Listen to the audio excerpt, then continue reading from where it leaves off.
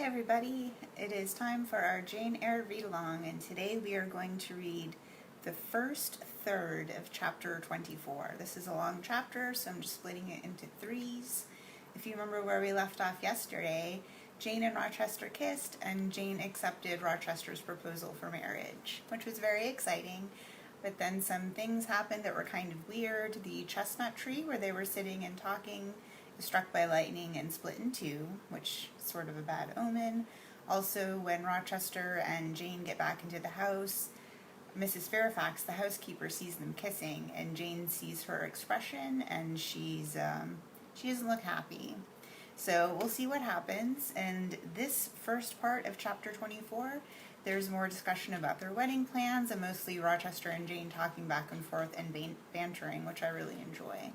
So we'll get started, and thanks so much for watching today. As I rose and dressed, I thought over what had happened, and wondered if it were a dream. I could not be certain of the reality till I had seen Mr. Rochester again, and heard him renew his words of love and promise.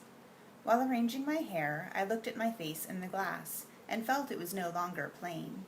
There was hope in its aspect, and life in its color, and my eyes seemed as if they had beheld the fount of fruition, and borrowed beams from the lustrous ripple. I had often been unwilling to look at my master, because I feared he could not be pleased at my look, but I was sure I might lift my face to his now, and not cool his affection by its expression. I took a plain but clean and light summer dress from my drawer and put it on. It seemed no attire had ever so well become me, because none I had ever worn in so blissful a mood. I was not surprised, when I ran down into the hall, to see that a brilliant June morning had succeeded to the tempest of the night, and to feel, through the open glass door, the breathing of a fresh and fragrant breeze. Nature must be gladsome when I was so happy. A beggar woman and her little boy, pale, ragged objects both, were coming up the walk, and I ran down and gave them all the money I happened to have in my purse, some 3 or 4 shillings. Good or bad, they must partake of my jubilee. The rooks cawed, and blither birds sang, but nothing was so merry or so musical as my own rejoicing heart. Mrs. Fairfax surprised me by looking out of the window with a sad countenance, and saying gravely, "Miss Eyre, will you come to breakfast?" During the meal she was quiet and cool, but I could not undeceive her then. I must wait for my master to give explanations, and so must she. I ate what I could, and then I hastened upstairs. I met Adele leaving the schoolroom. "Where are you going? It is time for lessons." "Mr. Rochester has sent me away to the nursery." "Where is he?" "In there," pointing to the apartment she had left. And I went in, and there he stood. "Come and bid me good morning," said he. I gladly advanced, and it was not merely a cold word now, or even a shake of the hand that I received, but an embrace and a kiss. It seemed natural, it seemed genial to be so well loved, so caressed by him. "Jane, you look blooming, and smiling and pretty," said he. "Truly pretty this morning. Is this my pale little elf? Is this my mustard seed? This little sunny-faced girl with the dimpled cheek and rosy lips, the satin-smooth hazel hair and radiant hazel eyes?" I had green eyes, reader, but you must excuse the mistake. For him, they were new-dyed, I suppose. "It is Jane Eyre, sir. Soon to be Jane Rochester," he added. "In 4 weeks, Janet, not a day more. Do you hear that?" I did, and I could not quite comprehend it. It made me giddy. The feeling, the announcement, sent through me, was something stronger than was consistent with joy, something that smote and stunned. It was, I think, almost fear. "You blushed, and now you are white, Jane. What is that for?" "Because you gave me a new name, Jane Rochester, and it seemed so strange." "Yes, Mrs. Rochester," said he. "Young Mrs. Rochester, Fairfax Rochester's girl bride." "It can never be, sir. It does not sound likely. Human beings never enjoy complete happiness in this world. I was not born for a different destiny to the rest of my species. To imagine such a lot befalling me is a fairy tale, a daydream, which I can and will realize. I shall begin today. This morning I wrote to my banker in London to send me certain jewels he has in his keeping, heirlooms for the ladies of Thornfield. In a day or two I hope to pour them into your lap, for every privilege, every attention shall be yours that I would accord to a peer's daughter, if about to marry her. Oh, sir, never rain jewels. I don't like to hear them spoken of. Jewels for Jane Eyre sounds unnatural and strange. I would rather not have them. I will myself put the diamond chain round your neck, and the circlet on your forehead, which it will become, for nature, at least, has stamped her patent of nobility on this brow, Jane, and I will clasp the bracelets on these fine wrists, and load these fairy-like fingers with rings. No, no, sir, think of other subjects, and speak of other things, and in another strain. Don't address me as if I were a beauty. I am your plain Quaker beauty in my eyes, and a beauty just after the desire of my heart, delicate and aerial. Puny and insignificant, you mean. You are dreaming, sir, or you are sneering. For God's sake, don't be ironical. I will make the world acknowledge you a beauty too, he went on, while I really became uneasy at the strain he had adopted, because I felt he was either deluding himself or trying to delude me. I will attire my Jane in satin and lace, and she shall have roses in her hair, and I will cover the head I love best with a priceless veil. And then you won't know me, sir, and I shall not be your Jane Eyre any longer, but an ape in a harlequin's jacket, a jay in borrowed plumes. I would as soon see you, Mr. Rochester, tricked out in stage trappings, as myself clad in a court lady's robe. And I don't call you handsome, sir, though I love you most dearly, far too dearly to flatter you. Don't flatter me. He pursued his theme, however, without noticing my depreciation. This very day I shall take you in the carriage to Millcote, and you must choose some dresses for yourself. I told you we shall be married in 4 weeks. The wedding is to take place quietly, in the church down below yonder, and then I shall waft you away at once to town. After a brief stay there, I shall bear my treasure to regions nearer the sun, the French vineyards and Italian plains, and she shall see whatever is famous in old story and in modern record. She shall taste, too, of the life of cities, and she shall learn to value herself by just comparison with others. Shall I travel? And with you, sir? You shall sojourn at Paris, Rome, and Naples, at Florence, Venice, and Vienna. All the ground I have wandered over shall be retrodden by you. Wherever I stamped my hoof, your sylph's foot shall step also. 10 years since, I flew through Europe half mad, with disgust, hate, and rage as my companions.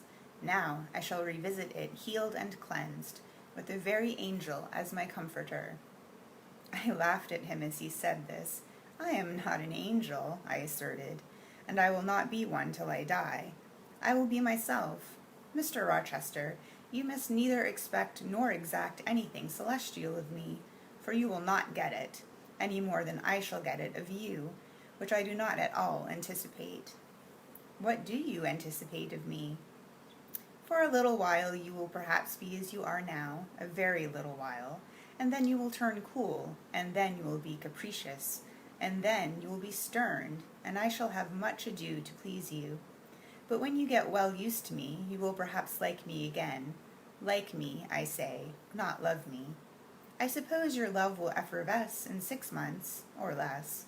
I have observed in books written by men that period assigned as the farthest to which a husband's ardor extends. Yet, after all, as a friend and companion, I hope never to become quite distasteful to my dear master. Distasteful, and like you again?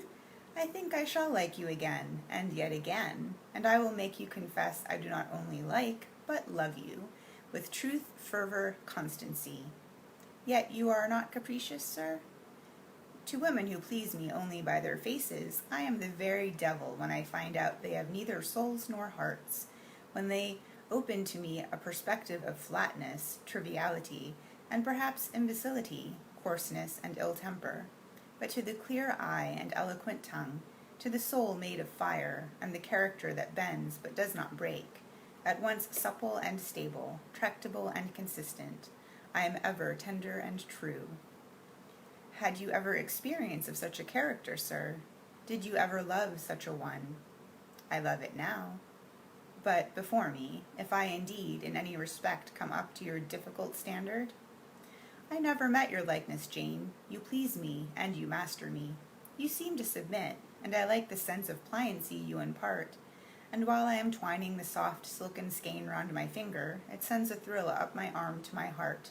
I am influenced, conquered, and the influence is sweeter than I can express, and the conquest I undergo has a witchery beyond any triumph I can win. Why do you smile, Jane? What does that inexplicable, that uncanny turn of countenance mean? I was thinking, sir, you will excuse the idea, it was involuntary. I was thinking of Hercules and Samson with their charmers. Were you, you little elfish, hush, sir. You don't talk very wisely now, any more than those gentlemen acted very wisely.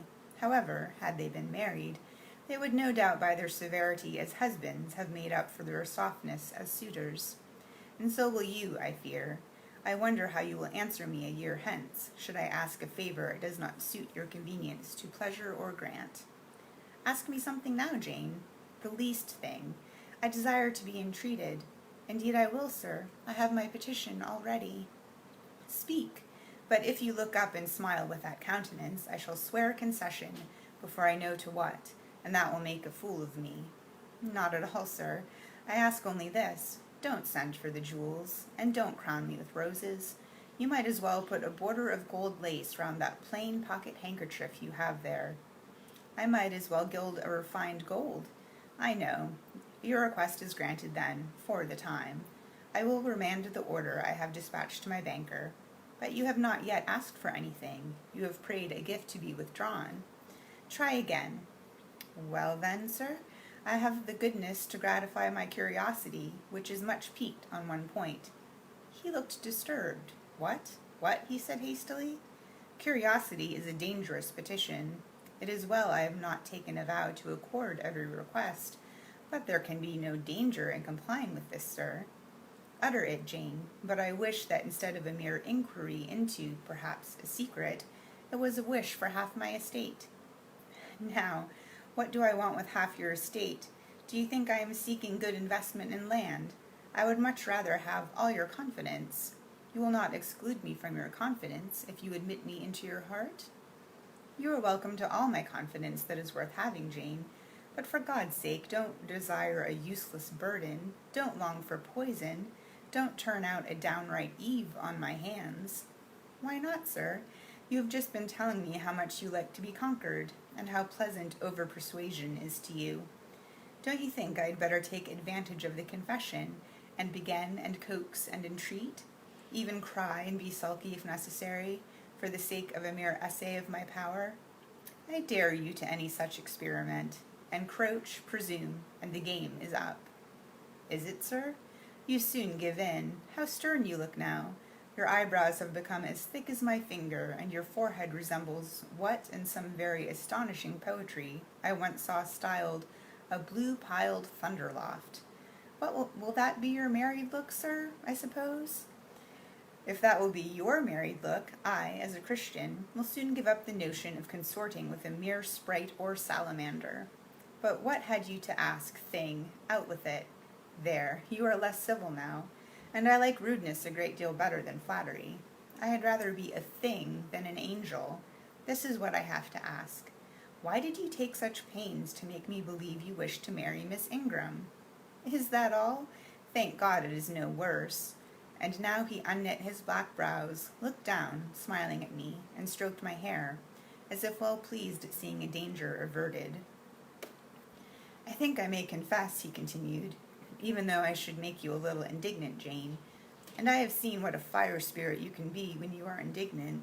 You glowed in the cool moonlight last night, when you mutinied against fate, and claimed your rank as my equal. Janet, by the by, it was you who made me the offer.